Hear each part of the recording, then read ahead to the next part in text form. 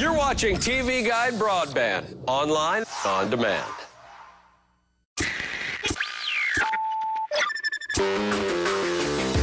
Michael Rapaport. Thank you so much. Thank you for having us. Michael, it's really great to meet you. Thank now, you. for those of us who are fans of your film work from the indies like Zebrahead and Illtown, you worked with Spike Lee, you did 2 very funny films with Woody Allen. Thank you. What was it that made you want to work on a TV sitcom?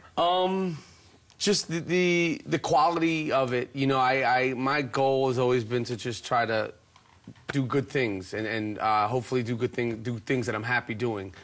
So, you know, the opportunity presented itself. I read the script, and it just was like, that was what I wanted to do. And it's been more than a pleasure doing it. I truly enjoy the show, but I really love just the people that I get to work with. And I'm having such a good time doing the show. You play a dad on the show, a little bit of kind of an Archie Bunker type dad, a little edgy. Right. How are you as a dad? I think I'm like a hip-hop dad, sort of. You know what I mean? Like, who wouldn't want that? Yeah, I think, you know, we have a lot of fun, me and my kids, and their mothers, you know, the same thing. Like, but we're kind of old-fashioned, too. So, I mean, I'm strictly fun. You know what I mean? Like, it's a balance, you know. I'm still figuring it out. You're the cool dad.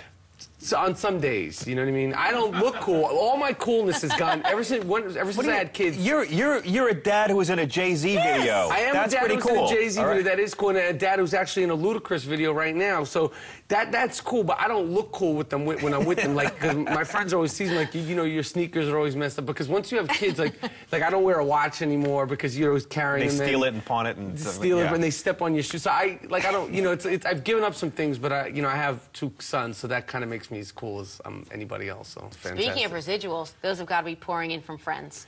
Yes. Well, I mean, I only did 4 episodes of Friends. It's funny because that show is so popular. Like, some people, you know, like, I've ran into people on the street that's all they think I've ever done in my whole life. Really? Which, I'm not, you know, I've done more, but it's just like that Friends is such a big show. I just did 4 little guest stars on there, so. So some sitcom fans don't see a lot of indie film, is what you're saying. Or anything else, or any other sitcoms. They're just like, well, know, I always thought Bamboozled to be a great TV show. I don't know why they never went forward with that, but... well, they say Flavor of Love might be that is Bamboozled, Somebody said that. I didn't say it. Well, we did enjoy you on Boston Public, too, when you did that as well. Thank you. A lot of people think that War at Home is your first show. What TV shows do you like?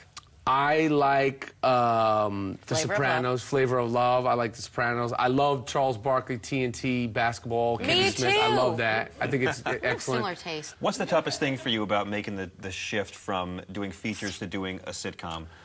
I wouldn't say there's anything tough. I mean, it's a different process. I feel like I'm learning still. The amount of words that I have to memorize each week is probably the hardest thing, because the speed, you know, it's like a play each week. And fortunately, I really love, you know, what I get to perform on the War at Home.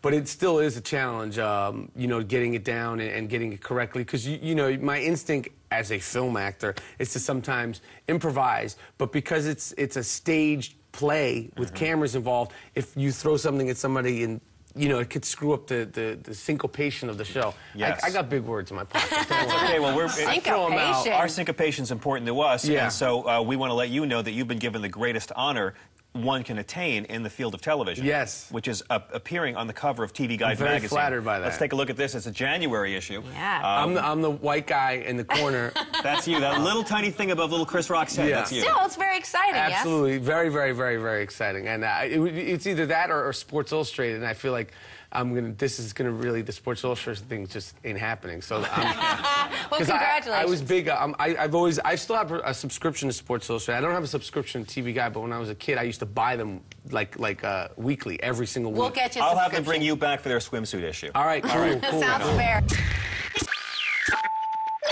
fair.